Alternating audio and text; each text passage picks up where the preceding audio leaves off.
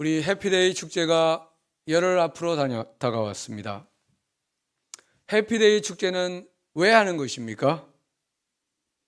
우리 교회는 5월 25일 창립 1주년을 맞이하게 됩니다.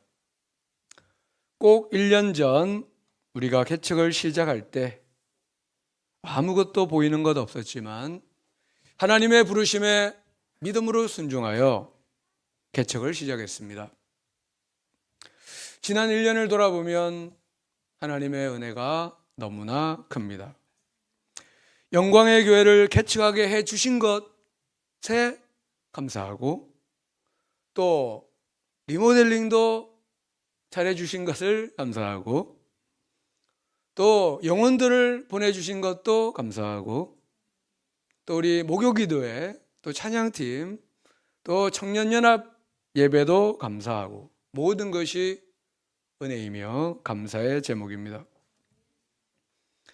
그래서 창립 1주년을 맞아 어떤 감사, 어떤 열매를 드릴까 생각할 때 우리는 하나님이 가장 기뻐하시는 전도의 열매를 드리자는 마음을 가지게 되었습니다. 맞지요? 이 마음은 하나님께서 주신 마음인 줄로 믿습니다. 하나님께서 주신 마음으로 시작했기 때문에 하나님께서 다 이루어 주실 줄로 믿습니다. 5월 18일 해피데이 축제는 우리 전도의 끝이 아니라 전도의 시작입니다. 이 축제를 통해 우리는 전도하는 교회, 전도하는 성도, 전도하는 목사로 나아가는 것입니다. 우리는 그동안 여러 차례 지역에 나가서 전도를 했습니다. 지난 가을에 전교인이 한 3-4번 전도를 나갔고 지난 부활절에도 부활절 계란을 들고 전도를 나갔습니다. 다가오는 주일에도 해피데이 초청 전도를 나갈 예정입니다. 근데 제 안에 이 전도에 대한 부담이 있었습니다.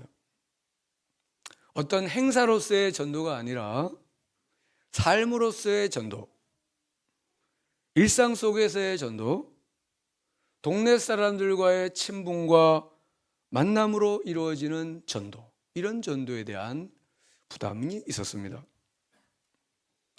지난주에 제가 총회 교회 개척 훈련의 일환으로 울산 옆에 있는 울주 사랑인 교회에 탐방을 다녀왔습니다.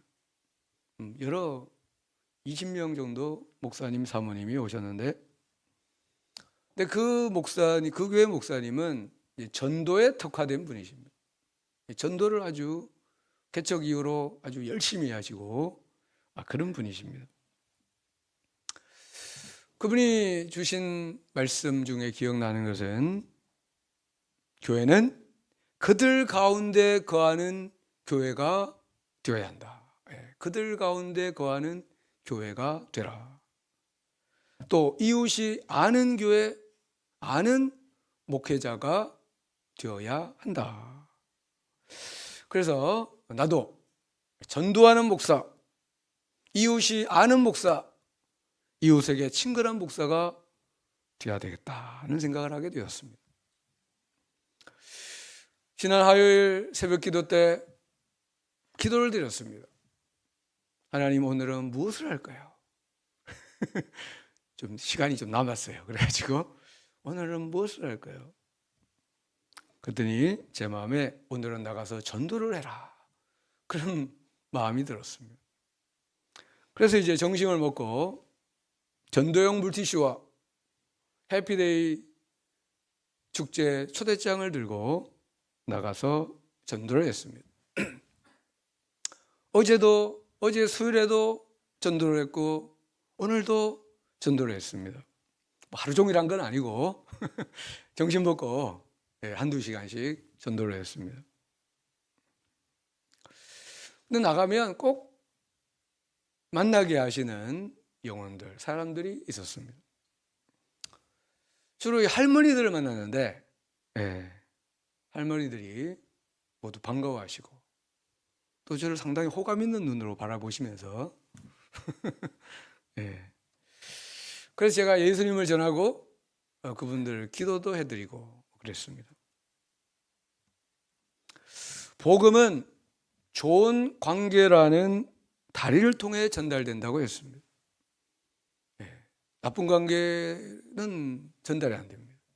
좋은 관계라고 하는 다리를 통해서 복음이 전달되는데, 저는 이제 이 동네의 목사로서 이 동네 사람들이 잘 아는 친근한 목사, 그런 관계 속에서 전도하는 목사가 되어 보려고 합니다. 이번 주부터 시작했어요. 여러분, 해피데이 축제는 우리 전도의 끝이 아니라 시작입니다. 이 축제를 통해 우리는 전도하는 사람이 되는 것이죠.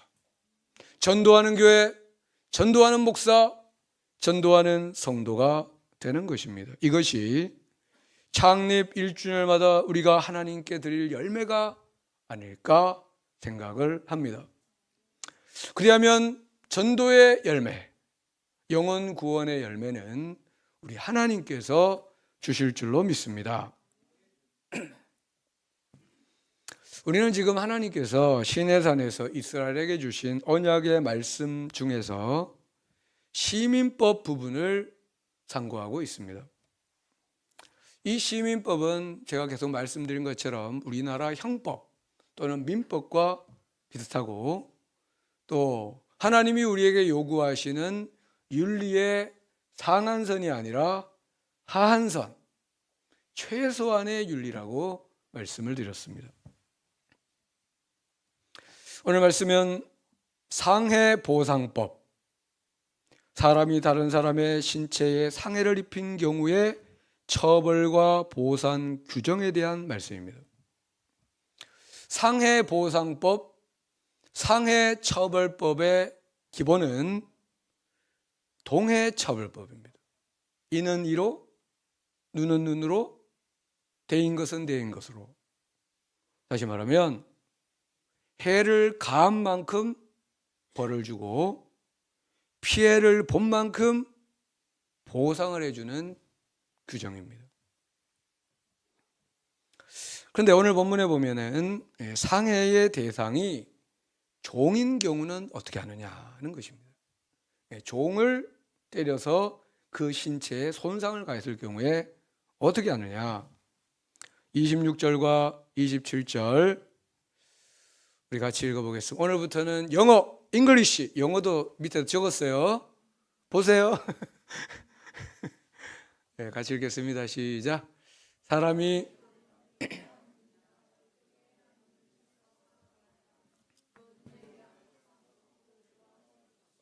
27절.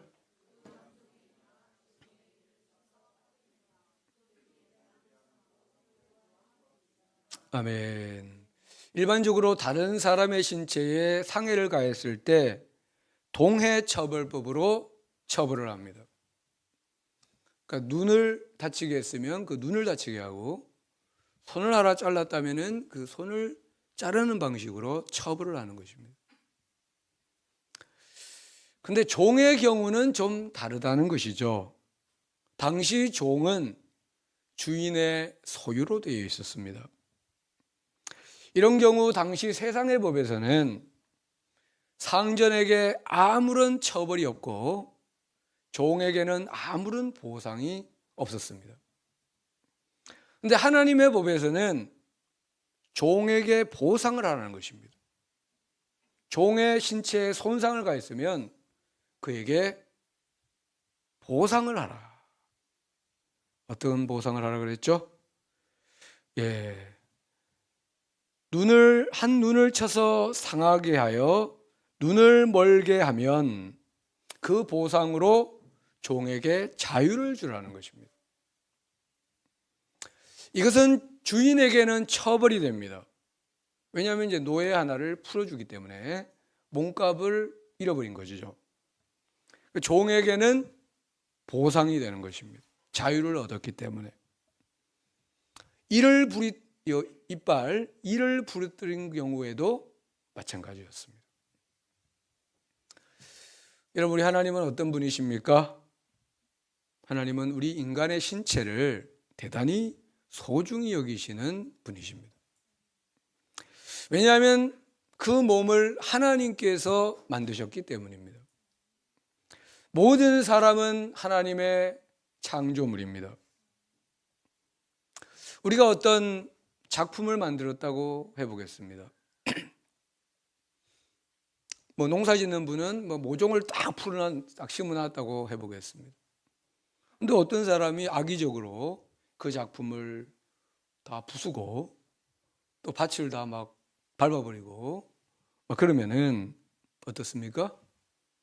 화가 납니다. 분노가 일어납니다. 왜냐하면 그것은 나의 소중한 작품이기 때문에. 사람의 몸은 하나님의 피조물이며 작품이기 때문에 하나님께는 대단히 소중한 것입니다. 근데 어떤 사람이 다른 사람을 때려가지고 신체를 손상을 시키면 하나님의 작품을 손상을 시킨 것이기 때문에 하나님은 이것을 대단히 미워하시고 분노하시고 싫어하신다는 겁니다. 그러면 여러분이 그럴 리는 없어 보이지만 사람을 때려서 신체에 손상을 가하는 일을 하지 마시기를 바랍니다. 사람은 때리라고 있는 게 아닙니다. 또 우리가 운전을 할 때 나의 실수로 다른 사람의 생명과 신체에 해를 입히지 않도록 항상 안전운전을 해야 하는 것입니다. 그래서 우리가 교통법규를 지키는 이유는 바로 여기에 있는 것입니다. 범칙금을 내지 않기 위해서 지키는 게 아니고 혹시나 있을 다른 사람의 해를 가하지 않기 위해서 하나님의 이 율법을, 말씀을 지키기 위해서 교통법규를 지키는 것입니다. 이번에는 가축이 사람을 죽인 경우는 어떻게 하느냐는 겁니다. 그러니까 율법이 상당히 구체적인 게 많이 나오죠. 가축이 사람을 죽인 경우 28절 같이 읽어보겠습니다. 소가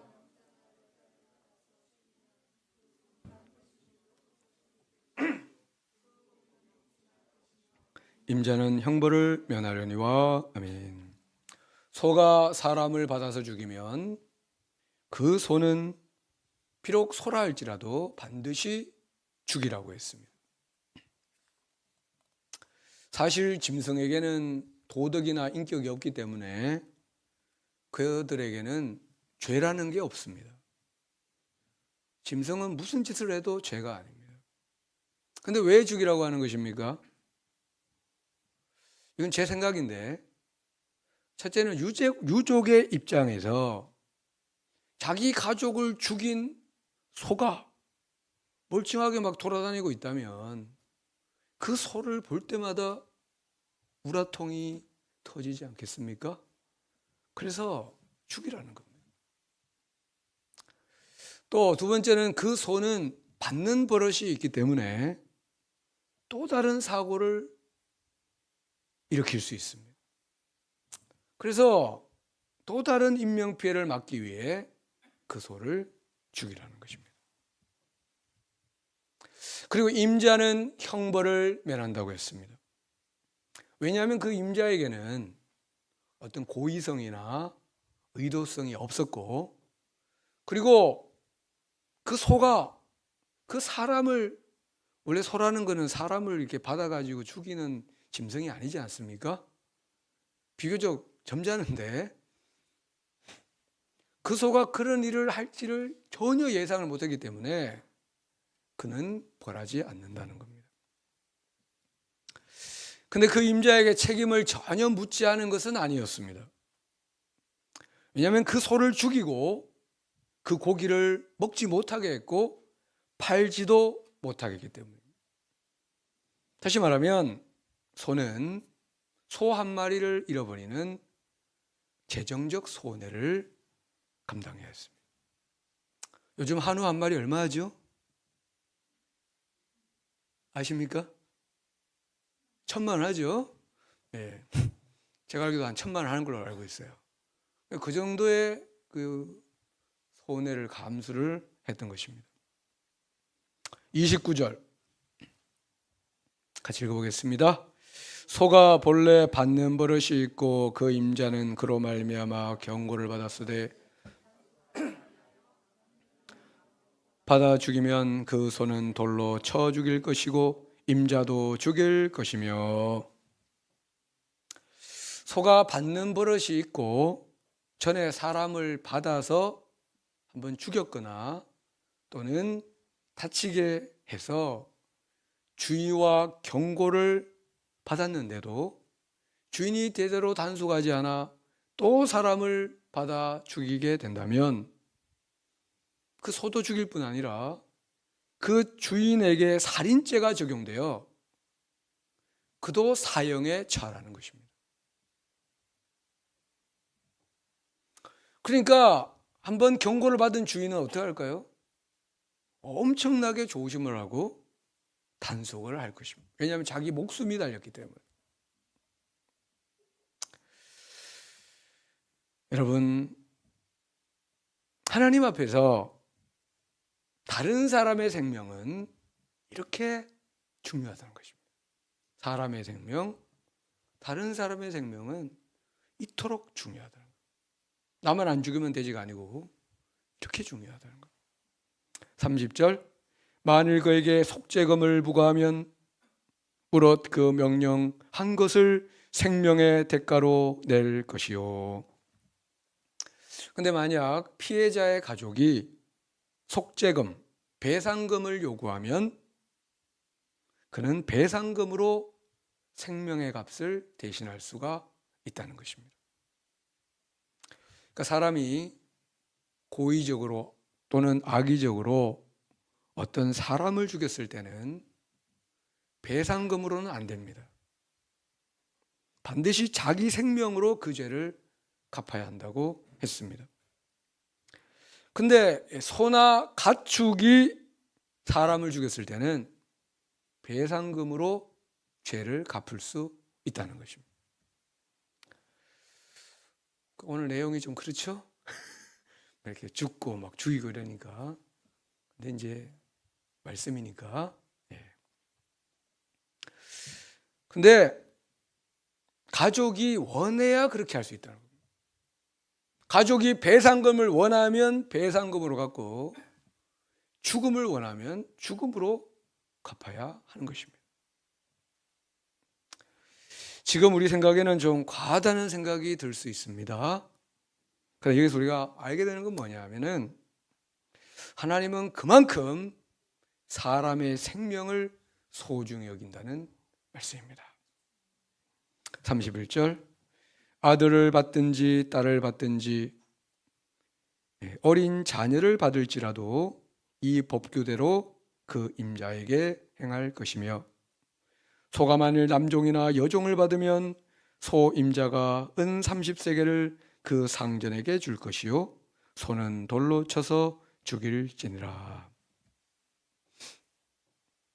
종인 경우에는 은 30세겔을 그 주인에게 주라고 했습니다. 왜 은 30세겔이냐면은 당시 노예의 몸값이 은 30세겔이었기 때문입니다.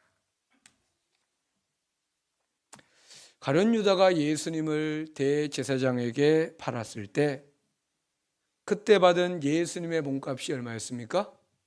은 30세겔이었습니다. 그러니까 당시 사람들은 예수님의 생명값을 노예의 몸값 정도로 생각했던 것입니다. 그런데 예수님의 몸값은 그 정도가 아니었습니다. 예수님의 생명의 값은 오고 오는 모든 세대, 인류의 모든 생명의 값을 대신 치르고도 남는 값이었습니다. 예수님의 생명은 노예 하나의 생명의 값이 아니라 전 인류의 생명의 값을 대신 치르고도 남을 생명의 값이었습니다. 왜냐하면 예수님의 생명은 보통 사람의 생명이 아니라 그들을 창조하신 하나님의 생명이었기 때문입니다. 하나님은 사람의 몸뿐 아니라 사람의 영혼과 생명을 창조하셨습니다.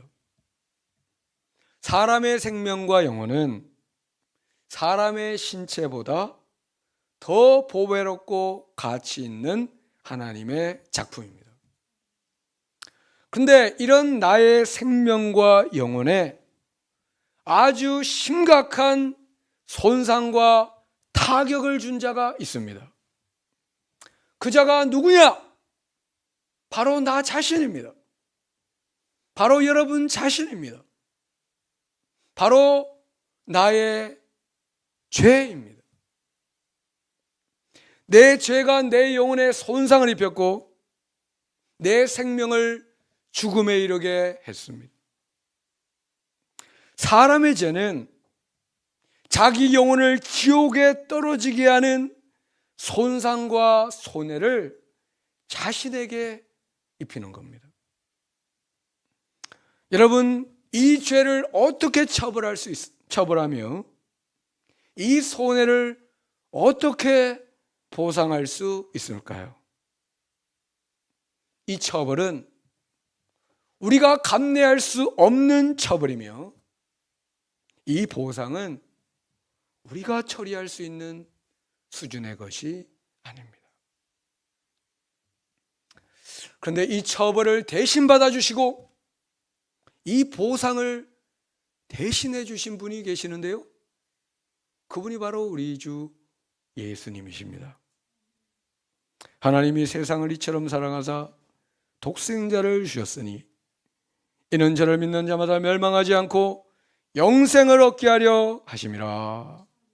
우리 예수님이 우리가 받을 처벌을 대신 받으셨고 우리 예수님이 우리가 입은 손해를 보상해 주셨습니다.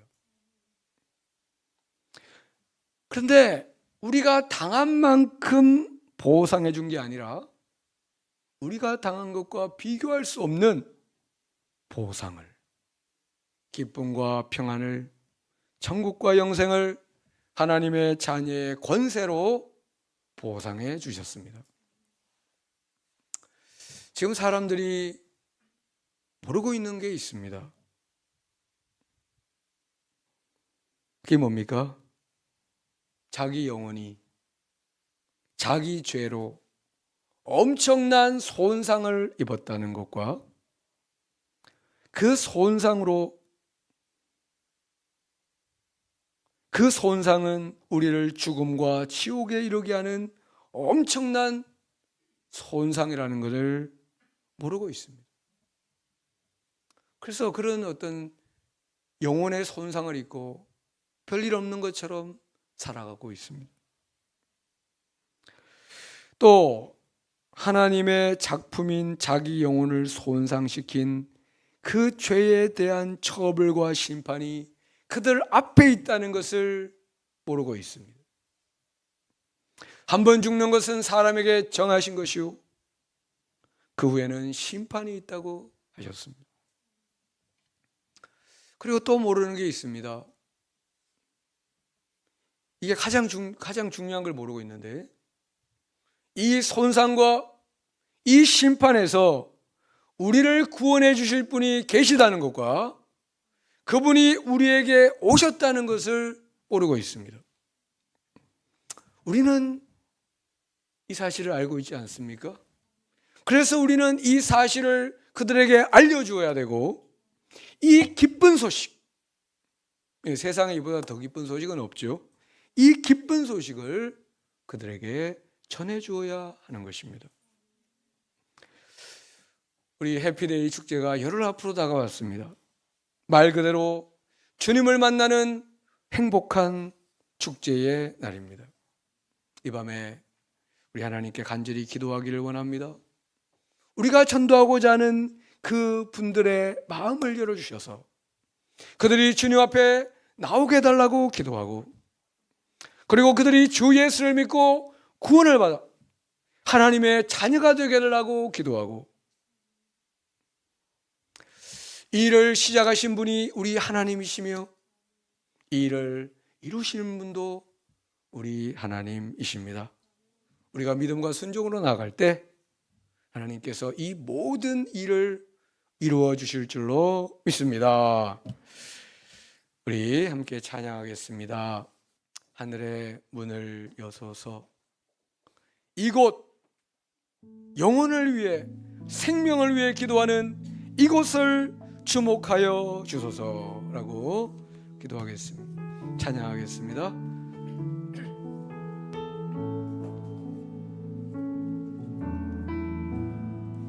하늘의 문을 여소서.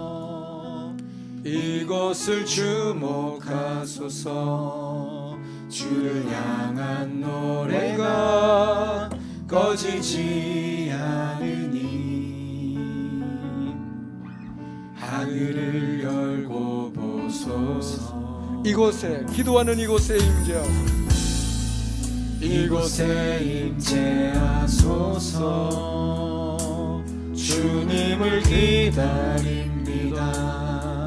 기도의 향기가 하늘에 닿으니 주여 임재하여 주소서.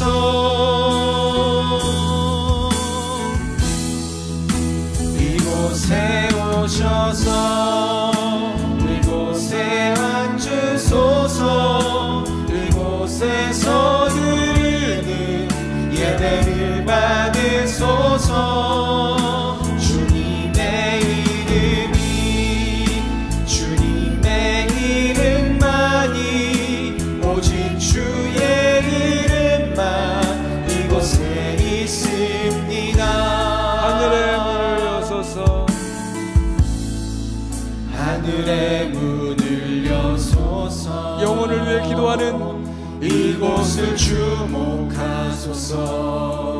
주를 향한 노래가 꺼지지 않으니 하늘을 열고 보소서. 이곳에 임재하소서. 이곳에 임재하소서. 주님을 기다립니다. 기도의 향기가 하늘에 닿으니 주여 임재